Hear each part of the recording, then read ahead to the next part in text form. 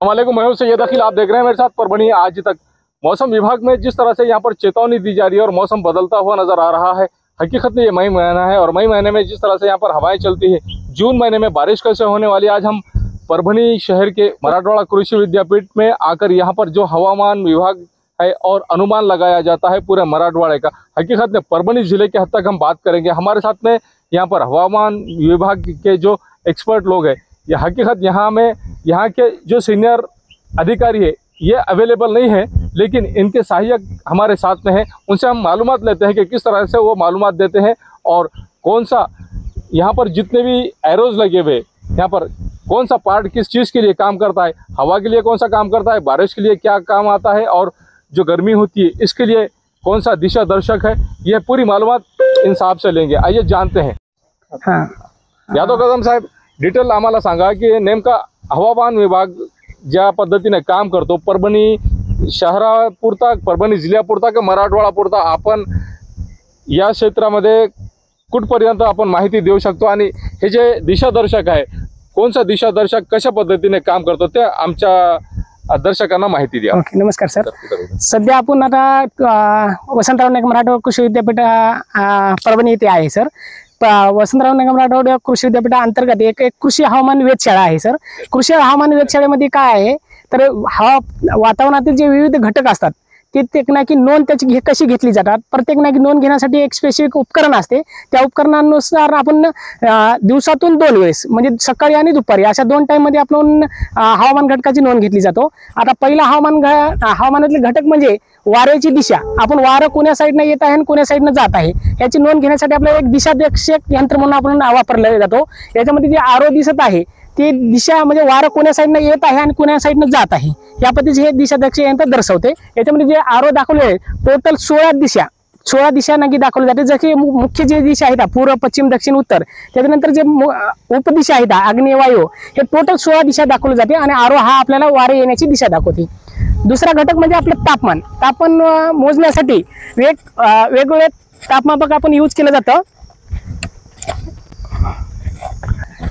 याला आपण single स्टिव्हन्सन screen म्हणतो, मराठीमध्ये तुम्ही लाकडी बॉक्स म्हणलं तरी चालेल। याच्यामध्ये वेगवेगळे नक्की तापमापक ठेवलेले आहेत की हवामानातील नक्की जे तापमान आहे किती मोजण्यासाठी ह्या तापमापकाचा वापर केला जातो। याच्यात 4 प्रकारचे तापमापक ठेवलेले आहेत।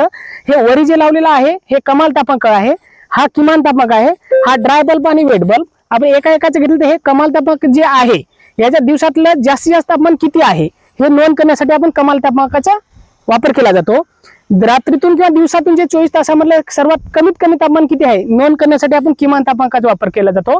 आणि हवेतील जे आर्द्रता म्हणतो आपण, मॉइश्चर पर्सेंटेज जे त्याला आपण ह्युमिडिटी म्हणतो, हे कॅल्क्युलेट करण्यासाठी आपण काय करतो, काढण्यासाठी ड्राय बल्ब आणि वेट बल्ब ह्या दोघांचे घेतल्यानंतर हायग्रोमॅटिक टेबल मधून आपण मॉइश्चर पर्सेंट म्हणजे रिलेटिव्ह ह्युमिडिटी किती आहे याची आपण नोंद केली जाते, याच्यातून घेतली जाते, यूज केला जातो ह्या बॉक्सचा। हवामानातला सर्वात मुख्य घटक जे आपण म्हणतो की पर्जन्यमान, जे की पाऊस मोजण्यासाठी आपल्या एक पर्जन्यमापक यंत्रणा की यूज केला जातो। पर्जन्यमापक यंत्र हे 3 प्रकारचे असतात, एक नॉन रेकॉर्डिंग, एक सेल्फ रेकॉर्डिंग आणि टिपिंग बकेट। या 3 मध्ये वेगवेगळा नक्की फरक आहे। याप्रमाणे जाऊत आपलं हे पहिला आहे non recording ranges. Okay, non recording ranges मध्ये काय आहे, याच्यात एक कलेक्टिंग बॉटल ठेवलेला आहे आणि हा एक रिसिव्हर म्हणू शकतो, आपण त्याला फनेल सुद्धा म्हणू शकतो। पाऊस जसा याच्यात पडेल त्याच्यानंतर याच्यात काय केला जातो, स्टोअर केला जातो। स्टोअर केल्याच्या नंतर आपला एक मेजरिंग सिलेंडर असतो। मेजरिंग सिलेंडर आपण पाऊस मोजतो की 24 तासामध्ये की पाऊस किती झाला हे आपल्याला ह्या याच्यावरून समजला जातो। आता याच्यातला जे दुसरे प्रकार आहे सेल्फ रेकॉर्डिंग आणि टिफिन बकेट, याचा दुसरा प्रकार तिकडे आहे, आपण पाहूया।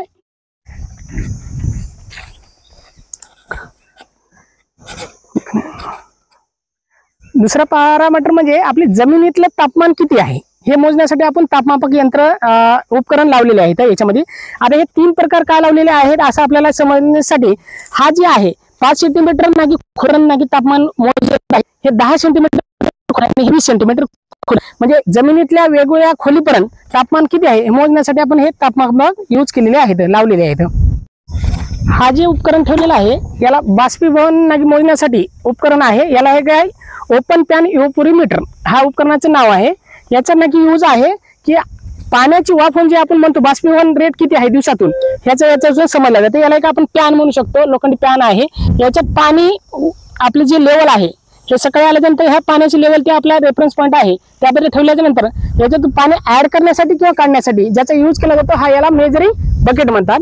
पाऊस ज्या दिवशी नक्की कोरडा हवामान असेल, पाऊस नसेल, त्या दिवशी आपल्याला काय होते, जशी आपण सकाळी आल्यानंतर पाण्याची लेवल ज्या रेफरन्स पॉईंटच्या ठेवल्याच्या नंतर जसं पाण्याची वाफ होईल त्यानंतर काय होईल, पाण्याची जी लेवल आहे पातळी त्या रेफरन्स पॉईंटच्या खाली जाईल.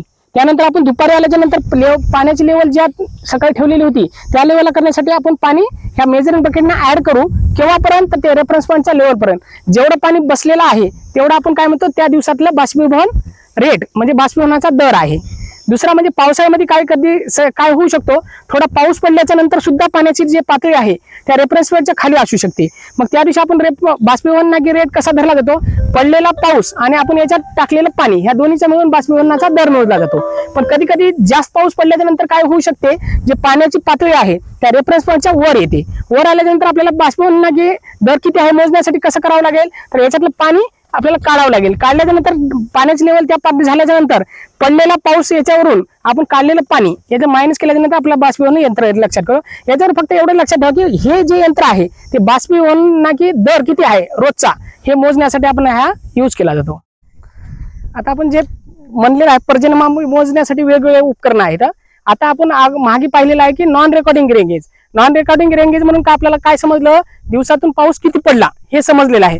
पण पावसाचं प्रमाण म्हणजे इंटेन्सिटी ज्याला म्हणतो आपण, जोराचा पाऊस कमी पाऊस हा ना त्याचा कधी सुरू झाला कधी थांबला आणि किती ना जोराचा पडला हे समजण्यासाठी आपल्याला ह्या उपकरणाची वापर होतो. याला आपण काय म्हणतो self recording ranges. Self recording ranges मध्ये काय, हा सुद्धा एक फनेल टाईपच आहे, पाऊस पडल्याच्या नरसळा टाईप. हा एक डंबेलचा असतो, याला एक पेन लावलेली आहे आणि एक चार्ट लावलेला आहे. या चार्ट काय आहे, हा चार्ट म्हणजे काय आहे की हे जे लाईन दिलेले आहेत टाइम आणि अमाऊंट ऑफ रेनफॉल म्हणजे पाऊस किती पडला आणि कधी पडला हे रेकॉर्ड होण्यासाठी हा डंबेल्स असतो. हे एक प्रकारचा आपला घडी जी आहे त्या प्रकारे हा 24 तास फिरत असतो 24. आणि ह्याला एक पेन लावलेली आहे. जर पाऊस पडला तर पाऊस जसं याच्यात एंटर होईल तशी पेन काय होतो मार्किंग करतो त्याच्यावर. कंटिन्यू जर पाऊस असेल तर हे पेन काय होतं कंटिन्यू हा मार्किंग करत असतो आणि हा डंबेल्स फिरत असतो. ह्या मार्किंग झाल्याच्या वरून आपल्याला समजते पाऊस कधी चालू झाला कधी थांबला आणि कोणत्या टायमिंग मध्ये पाऊस जास्तीचा पडलेला आहे. म्हणजे नॉन रेकॉर्डिंग आणि सेल्फ रेकॉर्डिंग मध्ये फरक समजला की त्याच्यामध्ये फक्त अमाऊंट ऑफ रेनफॉल समजते, याच्यावर इंटेन्सिटी आणि टायमिंग या दोन्ही प्रकारचा आपल्याला याच्यावरून हे केला जातो. आणि एक प्रकारचं तुम्हाला सायपनिंग करून दाखवतो की पाऊस पडल्याच्या नंतर नेमकं हे मोहीम पेन कशी हलते. आता हा मी पाणी टाकत आहे असं समजा की पाऊस पडत आहे, जसं पाणी जाईल तसं ते पेन काय होईल वर येत आहे. येत आहे आणि जसंही 10 mm पाऊस होईल, आता अर्ध्यामध्ये पाऊस आल्यानंतर पाऊस थांबला तर पेन काय होईल मिडल मधूनच गोल घुमल आणि जसं पाणी 1 तासानंतर पुन्हा पाऊस चालू झाला की पुन्हा ते पेन काय होईल वरच्या साईडला जाईल. आणि मार्किंग करा, आपल्याला त्याला एक शाई टाकलेली आहे त्याच्यानुसार ते पेन मार्किंग करत असते.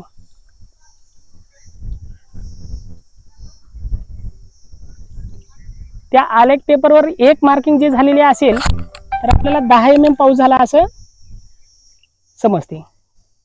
जसं गेल्याच्या नंतर ऑटोमॅटिक ते पेन काय होतं डाऊनला जाते. म्हणजे कंटिन्यू 10 mm च्या पुढे सुद्धा पाऊस चालू असेल तर कंटिन्यू पेन व अप डाऊन चालू होऊन ते लाईनिंग आपल्याला हे केल्या जाते. वेधशाळा पाहत आहे जे भारतीय मौसम विभाग म्हणतो पुण्याचं, त्याचं एक हे स्वयंचलित हवामान केंद्र आहे. आता आपण जे पाहतो की वेगवेगळ्या ठिकाणी सर्कल लेवलला काही स्कायमेट कंपनी थ्रू स्वयंचलित हवामान केंद्र बसवलेले आहेत. त्या प्रकारचं आहे जे आपण आता उपकरण पाहिलेले आहेत ते ऑटोमॅटिक सगळे उपकरण याच्यावर बसवलेले आहेत. हे स्वयंचलित आहे, मला एक डाटा लॉगर आहे आणि ते जे भारतीय मौसम विभागाचे जे सर्व्हर आहे पुण्याला, इथला डाटा ऑटोमॅटिकली दर अर्ध्या तासाने 1 तासाचा हा डाटा डायरेक्टली काय होतो त्याच्या सर्व्हरला पोहोचला जातो. वेगवेगळे याच्यावर उपकरण बसेल जसं की तो व्हाईटवाला पाहत आहे पांढरावाला, हा आपण जसं पर्जन्यमापक म्हणला आहे तो पर्जन्यमापक आहे. याचा एक डाटा लॉगर आहे, ते व्हाईटवाला जे आहे स्टीव्हनसन स्क्रीन सारखं त्याच्यात एक तापमापक यंत्र बसवलेले आहेत. ह्यानुसार हे सगळे उपकरण जे आहे स्वयंचलित प्रमाणाने डाटाची नोंद घेतली जाते.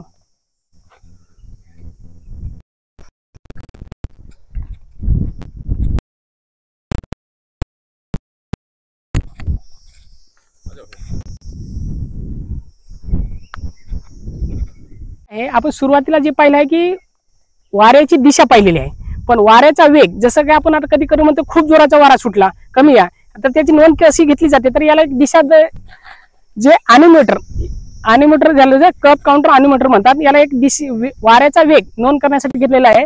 जे कप आहे जसं जसं वारं फिरत आहे तसं तसं कप आपल्याला गोल घुमालेला दिसत आहे. त्याच्यामध्ये तुम्हाला बेरिंग टाईप ना की आपल्या गाडीला जसं मीटर असतो त्या प्रकारचा आहे. जसं ना की वारा घुमेल तसं तसं त्याच्यात नोंद केली जाते.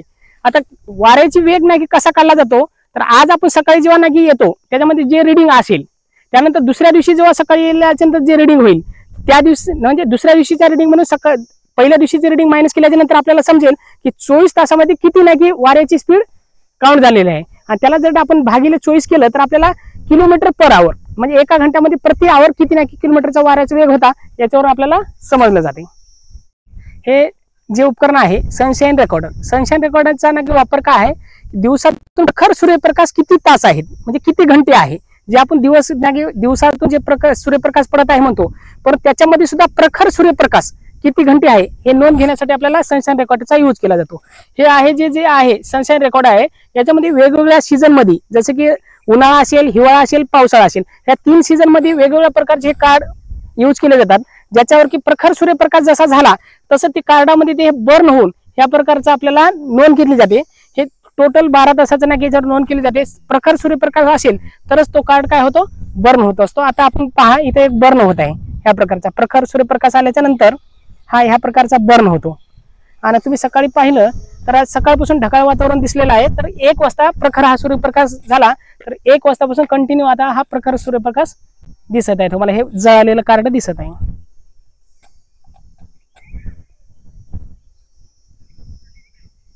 परभनी शहर का मशहूर beauty parlour Sana beauty parlour. हमारे यहाँ facial, eyebrow, waxing, pedicure, manicure, hair cutting, hair colour, hair straightening, keratin, hair smoothing, hair spa, body spa, कान टोचना, मेकअप, दुल्हन मेकअप सभी किए जाते हैं और वो भी बेस्ट क्वालिटी के साथ कम दाम में। एक बार जरूर आए और सेवा का मौका दे। सना ब्यूटी पार्लर, खान साहब के बिल्डिंग के पास, आइजॉन मॉल के पीछे, Dargah road, Parbhani. Mobile number 9730200824। शादी हो या एंगेजमेंट, छिला हो या जुमागी, मीटिंग हो या कुछ और, परभनी शहर में तो भैया सिर्फ एक ही नाम, फैसल फंक्शन हॉल, दरगाह रोड, फैसल कॉलोनी, जमीर पॉइंट, परभनी। बुकिंग शुरू है, जल्द ही संपर्क करें। Syed Muzammil. Mobile number 8177941481। Second number 9922855585।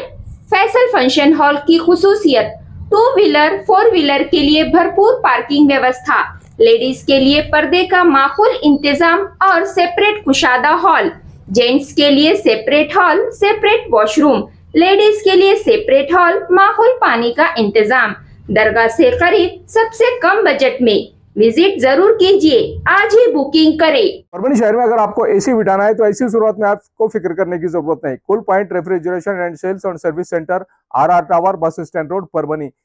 इसमें मोबाइल नंबर शेख फैजान साहब, इनका मोबाइल नंबर 8482852927। उसी के साथ सेकंड नंबर 7875849786। इन नंबर पर कॉल कीजिए और शेख फैजान साहब इन्हें आपके एसी की सर्विसिंग के लिए, और अगर आपको सेकंड एसी उसी के साथ में रेफ्रिजरेशन अगर आपको होना, तो ऐसी सूरत में आपने RR टावर यहाँ के Cool point refrigeration and AC sales and service centre पर जरूर कांटेक्ट करें। याद रहे, एसी के बगैर कुछ नहीं। एसी है तो गर्मी में भी कूल है। अगर आपके घर में एसी लगा हुआ है और आपको अगर उसे रिपेयरिंग कराना है, तो ऐसी सूरत में शेख फैजान इन्हें कॉल कीजिए। और अगर आप कॉल नहीं कर सकते हैं, अगर आपको एड्रेस चाहिए, तो address cool point refrigeration and AC sales and service centre, RR tower, bus stand road, Parbhani. याद रखिए, ये सर्विस आप लोगों के लिए स्पेशली, और आप लोगों के लिए अगर आप इस कॉल के जरिए से, अगर आप इस एड के जरिए से Cool point refrigeration and AC centre पर जाएंगे, तो आपको विशेष तौर से डिस्काउंट ऑफर भी दिया जाएगा। इस बात का खास तौर से ख्याल रखिए। Cool point refrigeration and AC sales and service centre, RR tower, bus stand road, Parbhani.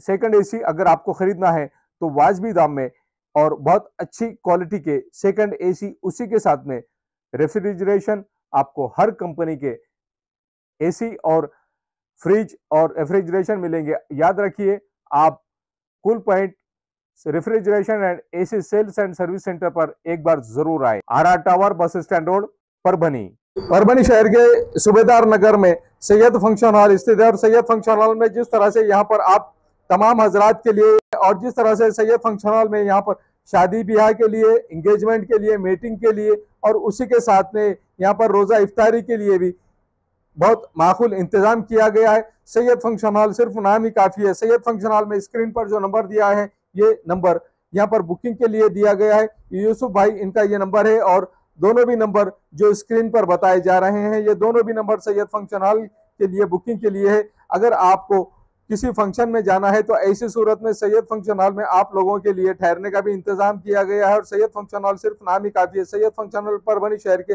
सूबेदार नगर में स्थित है। सैयद फंक्शन हॉल जिस तरह से यहाँ पर फ्रेश होने के लिए भी इंतजाम किया गया है और आप अगर ठहरना चाहते हैं, लॉज से बेहतर अगर आपको कहीं इंतजाम है तो सैयद फंक्शन हॉल में ये पूरा इंतजाम आप तमाम हजरात के लिए किया गया है। स्क्रीन पर जो नंबर दिया गया है, इस नंबर पर आप कांटेक्ट कर सकते हैं। आपको अगर शादी के लिए, एंगेजमेंट के लिए, छिल्ले के लिए अगर आपको सैयद फंक्शन हॉल चाहिए तो स्क्रीन पर यूसुफ भाई के नंबर दिए गए हैं और जिन नंबरों को हमने स्क्रीन पर लगाया है, इस नंबर पर आप कांटेक्ट कर सकते हैं सैयद फंक्शन हॉल में बुकिंग के लिए और सैयद फंक्शन हॉल हमेशा आपकी सेवा में उपलब्ध है। Abdul Wahab function hall booking यहाँ पर शुरू है। शादी ब्याह और उसी के साथ में छिल्ला छट्टी और साथ ही यहाँ पर किसी भी तरह के प्रोग्राम, रस्म, एंगेजमेंट के लिए आपके लिए अब्दुल वहाब फंक्शन हॉल में मूलभूत सुविधा अवेलेबल है। अब अब्दुल वहाब फंक्शन हॉल परभनी शहर के कवड़गांव रेलवे गेट से नीचे यहाँ पर जिस तरह से अलीबाग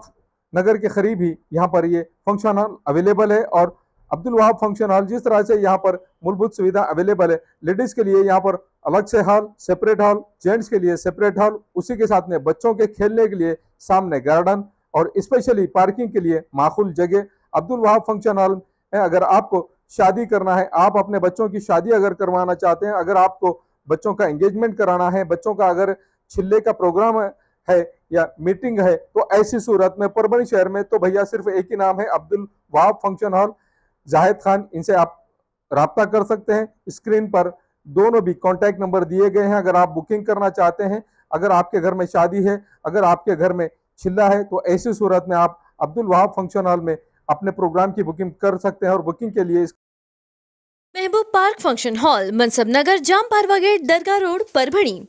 शादी हो या एंगेजमेंट, छिल्ला हो या जुमागी, मीटिंग हो या फिर कुछ और, परभणी में तो भैया सिर्फ एक ही नाम, महबूब पार्क फंक्शन हॉल, मनसब नगर, जाम पारवा गेट, दरगाह रोड, परभणी। बुकिंग शुरू है। Mobile number 9960569383, 8421903333। इसके साथ ही 9822829035। हाजी महबूब अंसारी। याद रहे, आप हर तरह के प्रोग्राम हमारे फंक्शन हॉल में मनाएं। आज ही अपने प्रोग्राम की बुकिंग। मिर्जा मेस, परभणी। अगर आप परभणी शहर में रहते हैं और घर के खाने का लुत्फ लेना है तो संपर्क जरूर करें मिर्जा मेस, परभणी। घर पहुंच सेवा खाने के टिफिन के लिए जरूर संपर्क करें। मोबाइल क्रमांक 8830266947।